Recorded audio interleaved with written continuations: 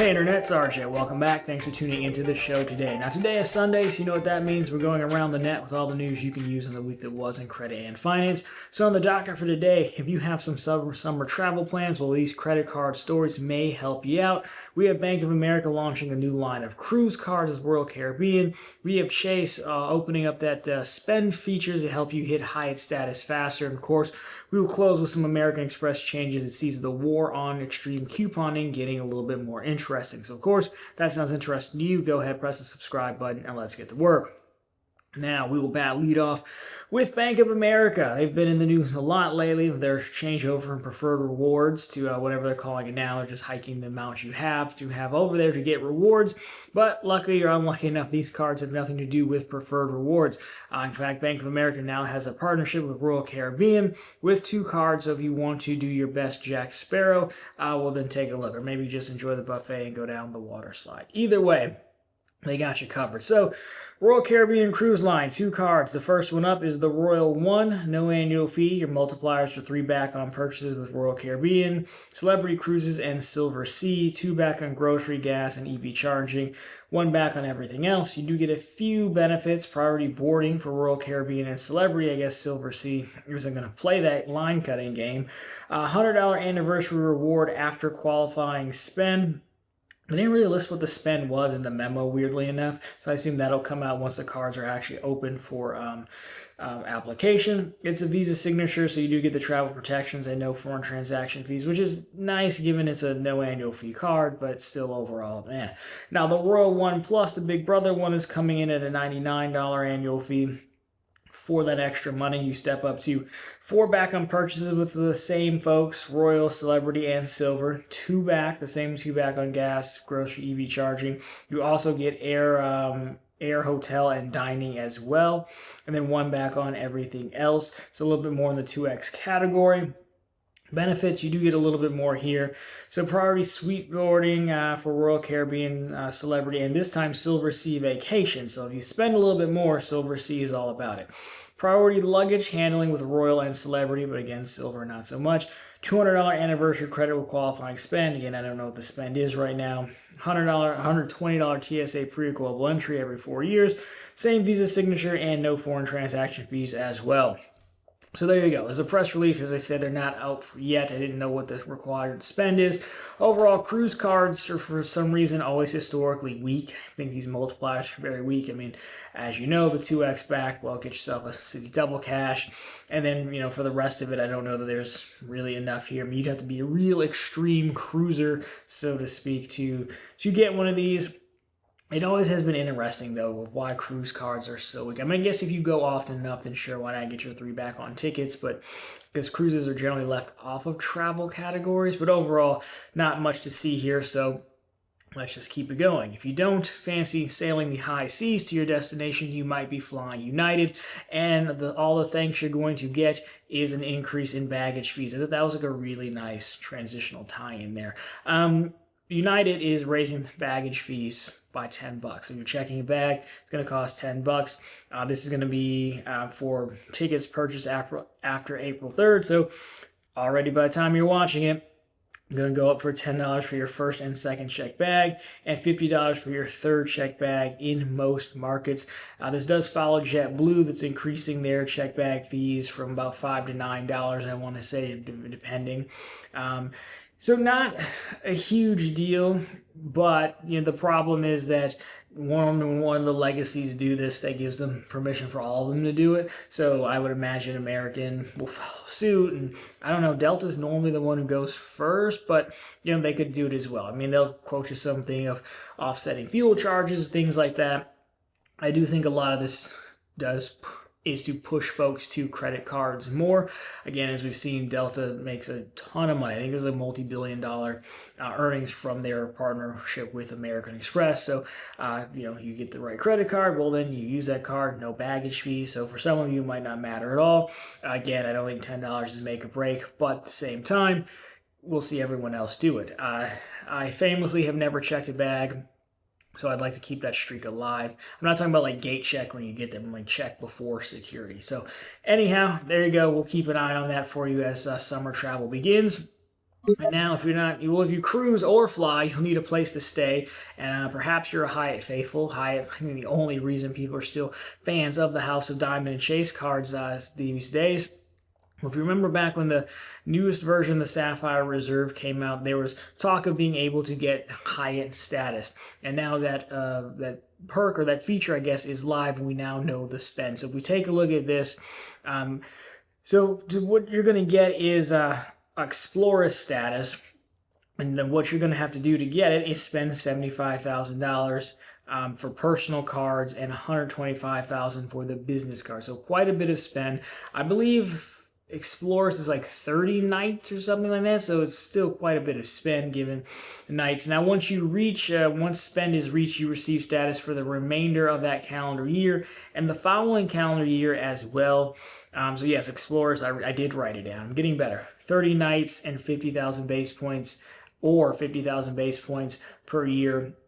And it does provide the following. You're going to get 20% point bonus on qualifying spend, room upgrades, excluding suites and rooms with club access, of course, based on availability, complimentary premium internet, and late checkout as well. So, I know people really do love Hyatt.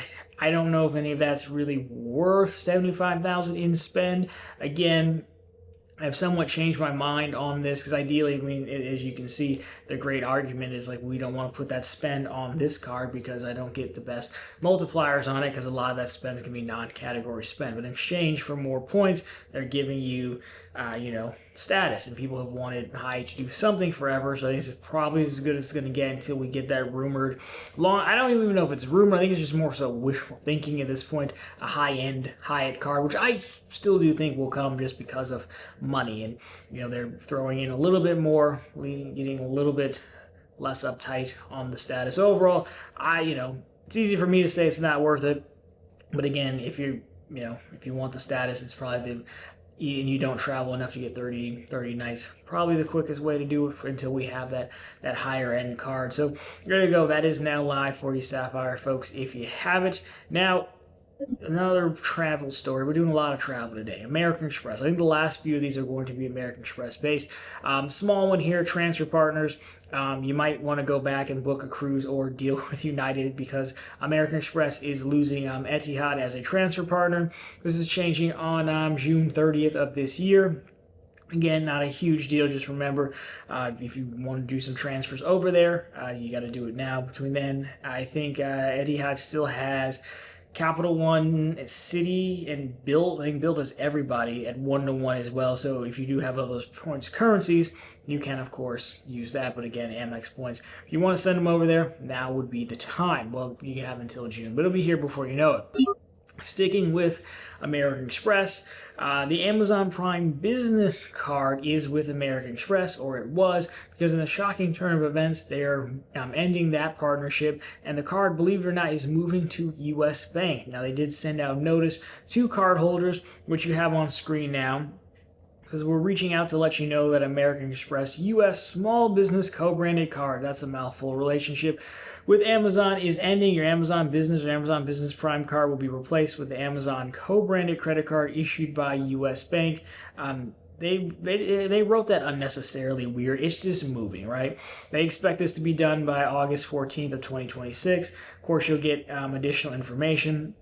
At the time, it looks like nothing's changing. Well, there is one positive change. So the card, it's going to be on a MasterCard network. I thought, I was surprised that Amex would still maybe try to be the payment processor of that.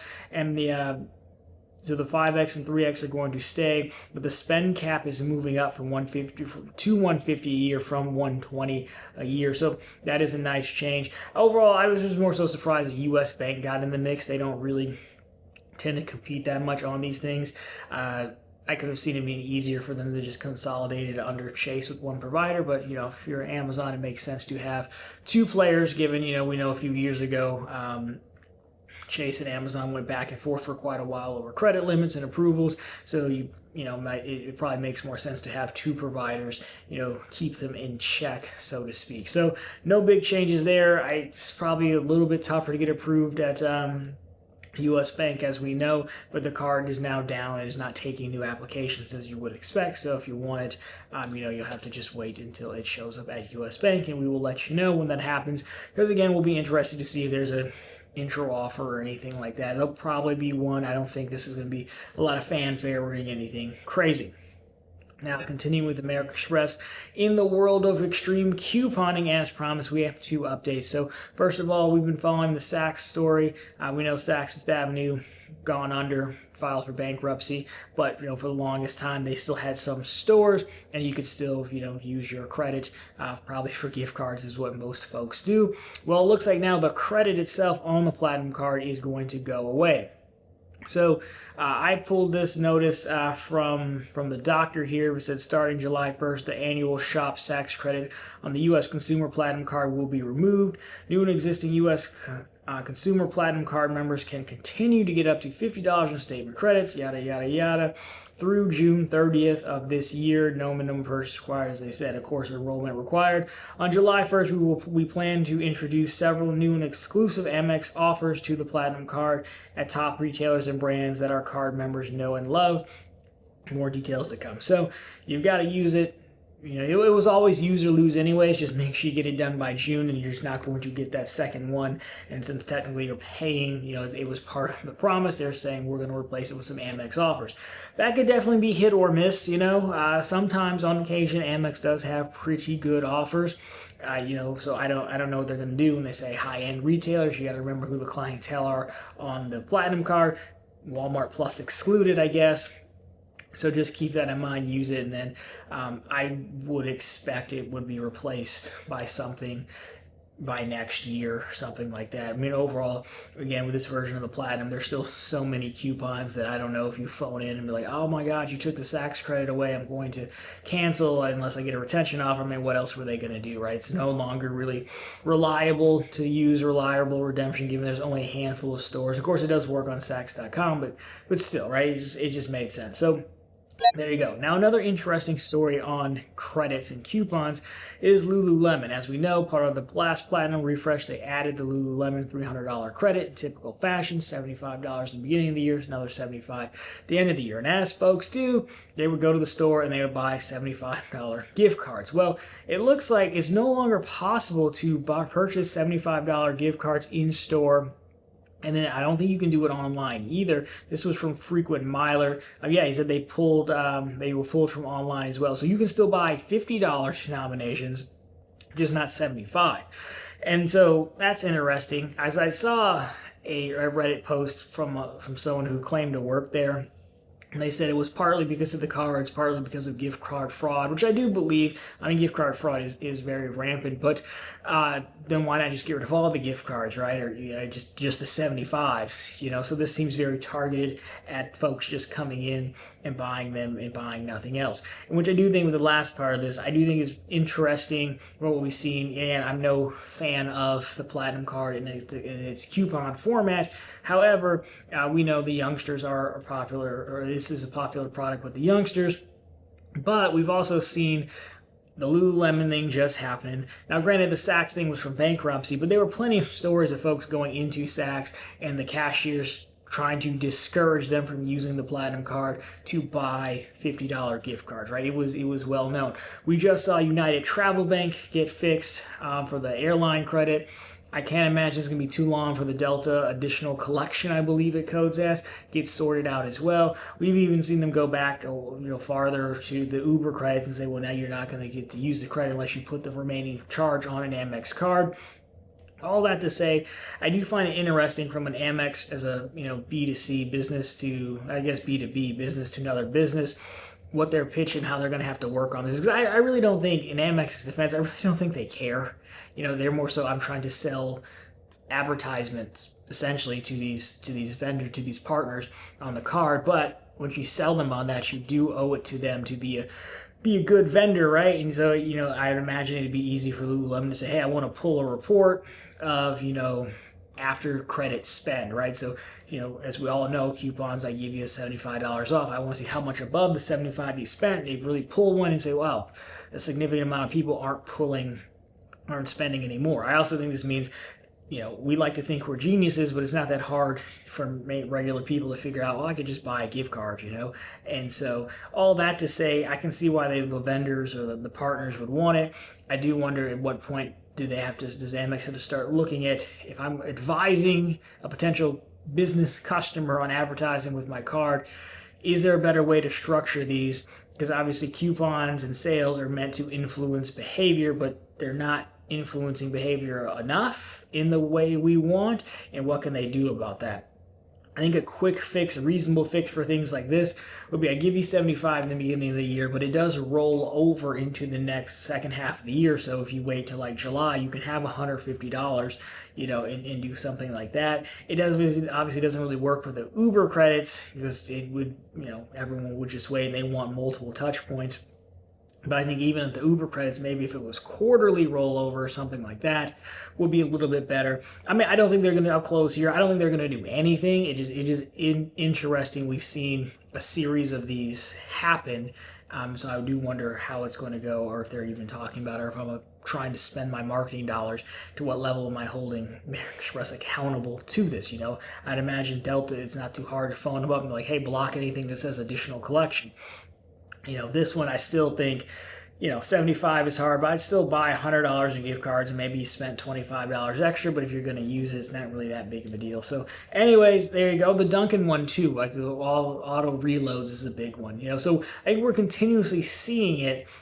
So yeah, let me know what your thoughts, you extreme coupon warriors, down below. But anyways, that'll be the news for this week. So of course, if you liked it, drop me a thumbs up down below. If you found it particularly interesting, consider subscribing to the channel. So we're posting content just like this every single week. Of course, right back every Sunday with all the news you can use in the week that was in credit and finance. And of course, every single day over on the blog, profitablecontent.com, which is always linked down below for you, as well as the channel homepage. You'll find new stories just like this, the latest bank promotions, and a few credit card offers as well. No coupons, though. Anyways, guys, that'll do it for this one. As always, thank you so much for watching. We'll talk to you very soon this week.